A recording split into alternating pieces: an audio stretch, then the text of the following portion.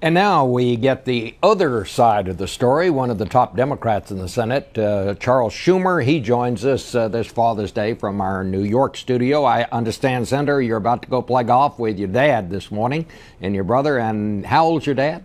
He's 88, and for Father's Day, we're taking him out to play golf. Praise God, he can still play. That's he hits great. The ball not too far, but very straight. All right. Well, let's listen. Let's talk a little bit about what Senator McConnell just said. He said the stimulus package did not work, and the main problem with getting people back to work is simply to stop the president doing what he's doing. Democrats are going to be vulnerable on this, are they not? I mean, what's your reaction to what Senator McConnell just said? Well, you know, my reaction is Senator McConnell didn't say one thing about how to create jobs. And we should be doing that. We should be doing deficit reduction is necessary, but not sufficient. And there hasn't been enough focus on jobs and job creation.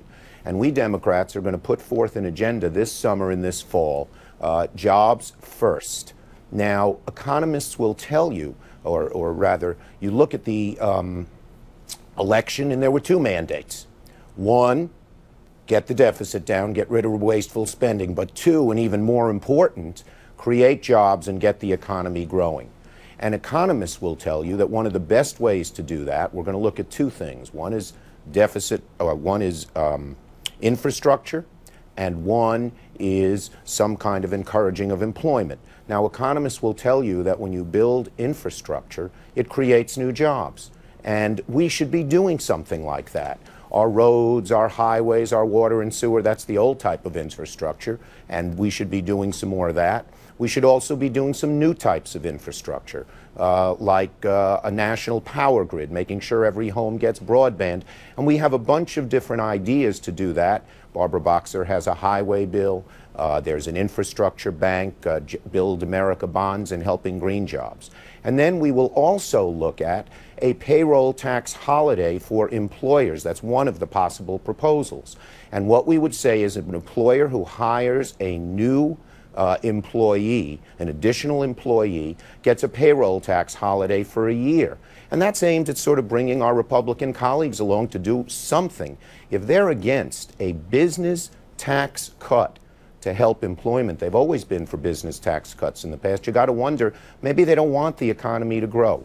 Our overall guidepost is this. We want to do deficit reduction, and we have to. There's a $14 trillion deficit.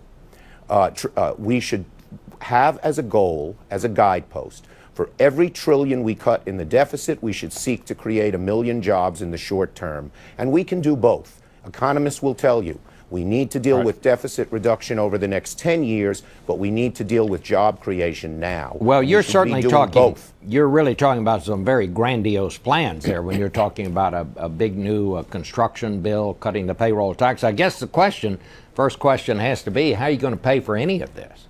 Well, you know, the bottom line is they should be factored into the 10-year deficit reduction plan.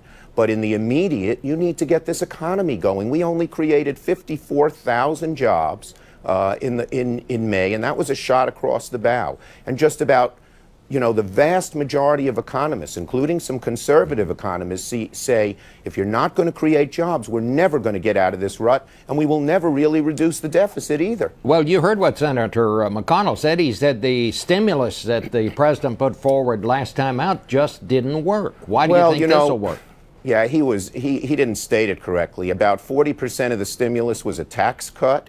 About 25% were infrastructure jobs. And yes, some of the jobs were saved were teachers and firefighters and cops. Those were the government jobs he's talking about, jobs that help our kids and help keep our streets safe. And so the bottom line is that the stimulus probably prevented us from going into a depression, a deflationary spiral. Most economists say it was successful. But the economy is, because of the difficult situation, the worst recession around, the typical medicine we use to get the economy going, low interest rates, lowering interest rates, we couldn't do that because they were already at zero. If to just sit there and twiddle your thumbs and say, we're not going to do anything to create jobs and get the economy going, is flying in the face of good economics and what the American people have ordered us to do, both things. Reduce the deficit, but create jobs. Let me ask you about this. The Association of Retired People, ARP, their spokesman said last week that they are willing to discuss a reduction in Social Security benefits as part of reform. Now, he said it's got to be down the line, not affecting people now. Do you see this as a significant statement? I mean, what do you make of that? Well, actually, the main thing they said, which is something Democrats agree with, is that Social Security should not be part of the deficit reduction plan. That makes sense. Why? First, it is not adding to the deficit. Social Security isn't. It has its own trust fund. And second, it's solvent till 2037. Our deficit problem is more immediate than that. And caused by other things. So we ought to, here is my view what we ought to do, and I don't know if it's that different than AARP. I don't know the details, and they sort of backtracked a little bit yesterday. But my view is we ought to first solve the deficit problem and get America working again. Once we do that, we should look at Social Security because it does have to be dealt with, but the way to do it is the way we did it in 1983. When Democrats and Republicans, led that then by Moynihan and Greenspan, get together, figure out a plan, and present it to all of us. Anyone who says do this, don't do that, don't do this ahead of time is making it harder to solve that problem. Senator, we're about out of time, and let me just ask you quickly about Afghanistan. The president's going to have to make some hard decisions here pretty soon about whether to make a minimal withdrawal of our troops from Afghanistan, which seems to be what the Secretary of Defense is talking about these days, or make a major withdrawal. Where are you on that? Well, my view is that the success our troops have had and the great job they've done over the last 10 years, culminating in the elimination of bin Laden, has given us the ability to protect ourselves with fewer troops. The drones, they are doing a very, very good job. And it seems that we can keep America safe with a significantly fewer amount of troops using the drones.